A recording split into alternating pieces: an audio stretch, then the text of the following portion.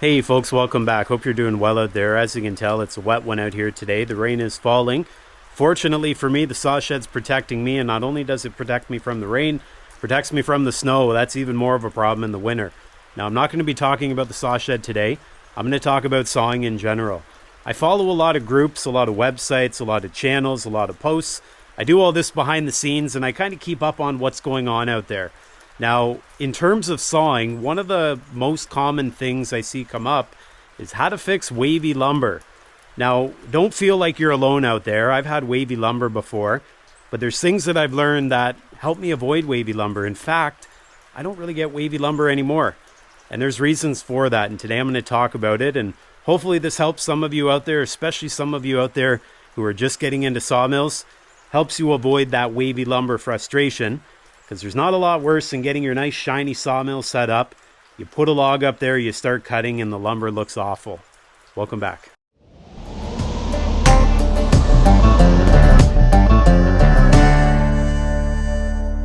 Now, first things first, I wouldn't say you have to have any one particular brand of sawmill to cut flat lumber. You can cut flat lumber with any sawmill, assuming it's set up correctly.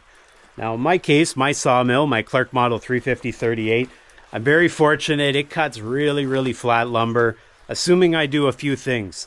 Now, those few things are not just for this sawmill, but for any sawmill. And that comes down to the blade, and it also comes down to the tracking of that blade. Now, if we have a look at my blade up here, this is a doozy. This is a 2-inch wide blade. There's a 1-inch pitch or 1-inch tooth spacing. In terms of the angle, that's a 10-degree angle blade. And this blade is massive. It's 18 foot 7 inches long, as I said, 2 inches wide. And I think this blade in particular is 42 thousandths thick, 42 thousandths of an inch. Now, I've played around with thicker and thinner blades. I've cut with sawmills that are narrower blades, 1.25 inches, but the same thing tends to hold true. If you put a sharp blade on there, 99% of the time, in my experience, your wavy lumber is going to go away. Now, I should put out a note here. That's assuming your sawmill is set up flat. I'm not talking level. You don't have to have a level sawmill bed, but you do have to have a flat one. When you look down it, that should be flat. These bunks here, 1, 2, 3, all the way down, they should be in the same plane. Notice how I didn't say level? You don't have to have your sawmill level to cut flat lumber. You could have it on a slight decline, slight incline. It's up to you, your preference. But it needs to be flat. If there's a bow in it, something like this or that, you're going to have a hard time getting flat lumber out of it. Now, assuming your sawmill bed is set up correctly, we'll start there. That's where that blade comes in. Put a sharp blade on there. Assuming that blade is sharp, you're probably going to fix any waviness right off the start. Now, let's get back to talking about the blade. I've seen before where people say they put a fresh blade on there, freshly sharpened blade. They start cutting. They get to the end of the log. By the time they're at the end of the log, it's already starting to develop waves again. At that point, think to yourself, how clean is the bark on that log? Now, my sawmill, I've gone ahead and I've added this addition here of a debarker for a reason. I want to clear the path that my blade enters the log at so that it's not hitting any debris in the bark. Now, that can dull your blade like instantly. I'm talking debris like dirt. And, well, this thing cuts a little groove prior to the blade going through, and this thing's very helpful. Now, you don't necessarily have to have a debarker to cut wavy lumber, or flat lumber, that is. In fact, I cut flat lumber with my Woodland Mills sawmills for years without a debarker. I just had to pay special attention to the bark to make sure the bark was clean. Now, if you want to get fancy, you can remove the bark altogether, a draw knife, a axe of sorts. You could use all kinds of things, or you could clean the log. Now, clean the log with like a pressure washer, something of that nature. Above all else, though, you're going to start off with your best chance of cutting flat lumber. Now, let's talk a little bit more about logs here, shall we? Now, I moved the logs around the forest from where they fell with my log loader trailer. Now, if you have one of these, you can lift them up exactly where it hit the ground, put it on the trailer, and you're not skidding it through the dirt, which will inevitably pick up dirt in the bark, which will dull your blade. However, if you don't have this and you are skidding with a piece of equipment, you just want to be careful, especially with the end that might be hitting the ground. If you're skidding the whole log on the ground, you really got to clean that off. If you're lifting up one end of it with something like a tractor and only the far end skidding on the ground, you might even consider just cutting that part off or getting rid of the bark on that end. before you run it through your sawmill. The one way you can also save your blade, keep it nice and sharp, avoid the dirt, is to skid it while cutting it in the winter. And so if you hit the ground in the winter, you skid it in the winter, you're going to be dragging it through snow. You won't have the dirt in the bark. Whether you saw it in the winter or wait until spring, at the very least, the bark will be clean. Now in the winter time, you got to be a little careful because ice can be very challenging if it builds up on the log. The blade can sometimes get dulled that way. So just pay special attention to how your log's being moved. Try to keep the dirt out of the bark and you'll have a better chance keeping things sharp, keeping your cuts flat. Now back to the blade here. I've seen people before talk about special tooth settings on their blades. To be honest with you, I've never done anything out of the ordinary, anything out of the factory spec. I leave the set on the teeth, which is the bend this way and this way. I leave it exactly as it would be from the factory. I don't add any more set. I don't take away set. I just keep it exactly how it is. Now, some people say if you create more set or less set, you'll be able to cut flatter lumber. I can't really talk on that. I don't adjust things outside of the factory. I assume they've done all the testing before they sent it to me, and well, they've cut an awful lot more lumber during testing with that blade than I have, and so I make sure to leave it exactly as it is. Now oftentimes when it comes down to figuring out why your sawmill is creating wavy lumber, I suggest to people take your log, cut all four sides off of it, take the bark off it, and then put on a sharp blade. By putting a sharp blade on and starting to cut the cant without any bark on it, you're eliminating bark as a variable that could potentially be dulling it. At this point, as you run through the lumber, you know that you've got a fresh piece of wood you're cutting, and you're not going to have any grit that inadvertently dulls the blade from one end of the log to the other.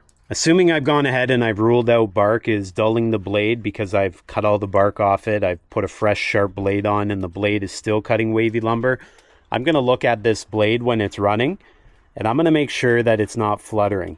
If it's fluttering, meaning it's not a straight line when you put your eye down here, that means that this blade is probably not going to track very straight.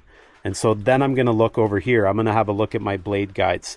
Now, in my case, the roller guides, you might have blocks here that get really, really close to the blade. Sometimes they touch them, sometimes they don't, depending on the sawmill manufacturer, but they're going to get real close. Now, my roller guides, just like many roller guides, they apply down pressure, and that's one of the real benefits of these. By putting down pressure on the blade, that's going to keep this perfectly still. It's going to add a little bit of support. And so if these weren't here, if you can imagine, the support will be right here where it touches the band wheel and way over here. So unless your blade guides touch your blade, putting down pressure on it, you've got a much wider area that's unsupported. And so you really got to pay attention to make sure there's no fluttering effect there. If you run your eye down it, as I said, it should look like a perfectly straight line. If it doesn't, you might have to adjust your roller guides, applying more down pressure. Obviously check your manual. You might also have to adjust them in and out. In my case, I got to make sure that the roller guide is not running right on the tooth itself. If you have blocks here, depending on the block, manufacturer, sometimes they touch, sometimes they're supposed to be just above it. Just make sure it's adjusted appropriately so that you get a perfectly straight line. Now, one more point I'll make about roller guides. Obviously, this won't apply to everyone if you don't have them, but I need to make sure that the roller guide is also not angled. Now, I have adjustments for all of that. I can adjust it up and down, forward and back. I can also angle the roller. You got to make sure that's all set up correctly. Assuming it is, you're at the very least eliminating that as a variable causing your wavy lumber. Now, next thing I'll touch on is lubrication. You can see a lubrication tube here. Inside this is a felt wipe. Over here I have another lubrication tube. Inside is the same felt wipe. I'm getting lubricant put on the blade, both on the entrance into the cut as well as the exit. Now that keeps my blade perfectly smooth, perfectly clean. There's never any buildup here. There's never any pitch on here. And that's really important. If you get pitch buildup on there, you're likely going to have friction somewhere. You're likely going to have heat. If you have heat being put into your blade, you're going to likely have some expansion. If that blade expands, meaning it gets slightly longer than it is when you started, you might have a drop in blade tension. You get a drop in blade tension while you're cutting, this blade is more apt to go up and down and everywhere. You want that blade tension to remain constant, and you have to have good blade lubricant to keep it there. Now in this case, I'm using a diesel drip, and very, very little. There's no residual, just a very little bit, almost like putting a bit of oil on a chain or something, and that keeps things nice and clean. And as I said, it keeps the pitch from building up. Now in terms of blade lubricants, we could probably have an entire video dedicated to that topic in particular. In my case, as I mentioned, I have a diesel drip. Some of you out there who have a different sawmill, you may be using water, Dawn dish soap. In the winter time, when I was using my Woodland Mill sawmills, I was actually using windshield washer fluid. The reason being is I couldn't use straight water because it would freeze in the winter, and so windshield washer fluid worked perfectly. In fact, I started using it year-round because it kept the blade so clean. Now, most importantly, whatever you choose, you just got to make sure that your blade is coming out clean.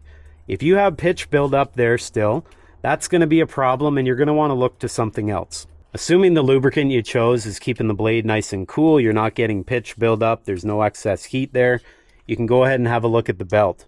Now, I said belt, I don't actually have one, but I know a lot of you will. The belt will ride in a groove on your band wheel. If you do have that belt there, you got to make sure it's not worn out, make sure it's sitting nicely in the band wheel. And of course, if you have setup like mine, some manufacturers have it like this, you don't have that to worry about. In my case, the blade rides directly on the band wheel, and so there's no belt here that I have to look at. Just because I know a lot of the manufacturers use a belt on their band wheels, I'll make mention of it. Wood-Mizer, Hudson, Timber King, Woodland Mills, probably some of the Frontier, the Norwood sawmills, they have a belt on some of their band wheels. You got to make sure that pitch buildup that you might be getting on your blade isn't also accumulating on those belts. If it is, that could potentially cause the blade not to spin smoothly around those band wheels, and that could cause your blade to be moving when it should be a perfectly flat line when you look straight down. So once your blade's clean, the belt or the band wheel is clean, everything looks like it should, you want to make sure that the assembly as it rotates is moving smoothly. Putting your eye down here at the level of the blade, that should look like a perfectly straight line. If it doesn't, then you're going to look at some other things. Look at things like bearings. Are the bearings good? Is there free play in the bearings? Check this out. Absolutely no movement, like none.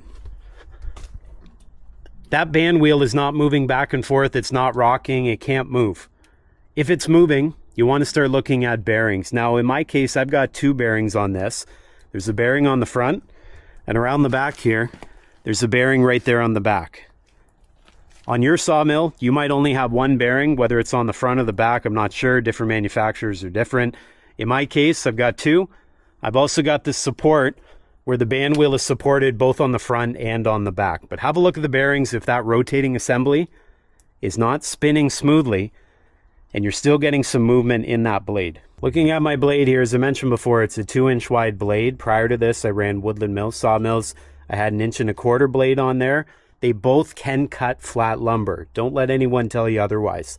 In my experience, I like the wider blades better if you have adequate horsepower to move it. I have a 37 horsepower diesel engine up there. I would say that's at the lower end of horsepower to run a 2-inch blade. But if I could run wider blades, I would definitely do it because it has more beam strength.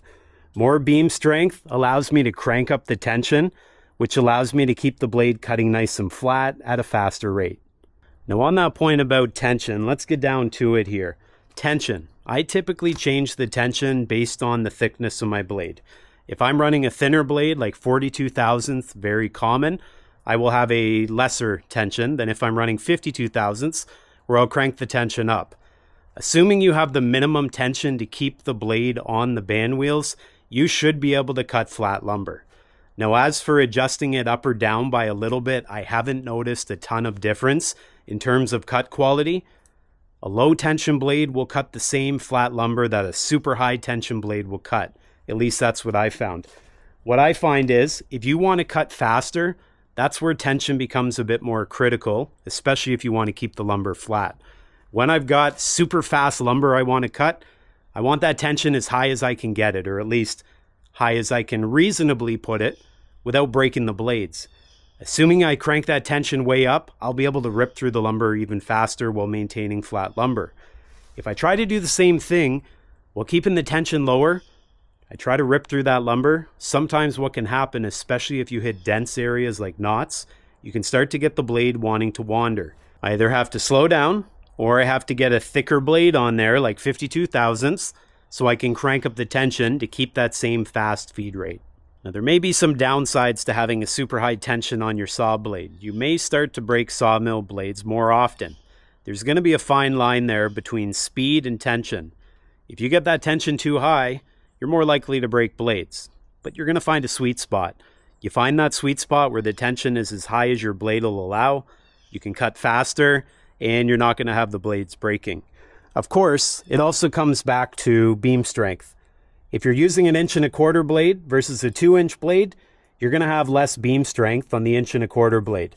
So you got to make sure to take that into account when you're setting the tension on your sawmill. So with that being said, there's a lot of variables that can affect whether you cut flat lumber or wavy lumber. The most important thing in my books is to know every sawmill can cut flat lumber, assuming some basic things are followed. Most importantly, above all else, if I was starting to get wavy lumber, I would put a fresh sharp blade on there. 99% of the time, that's going to fix the issue. If it doesn't, there was a whole bunch of things that I would do. I would check just to try to start crossing things off the list to try to narrow down what the problem is so I can get back to cutting flat lumber. And if you want to see the sawmill in action, be sure to check out the playlist at the end of this video. As always, I do ask you to give her the old like-a-roo, make sure you subscribe, and I'll see you next time.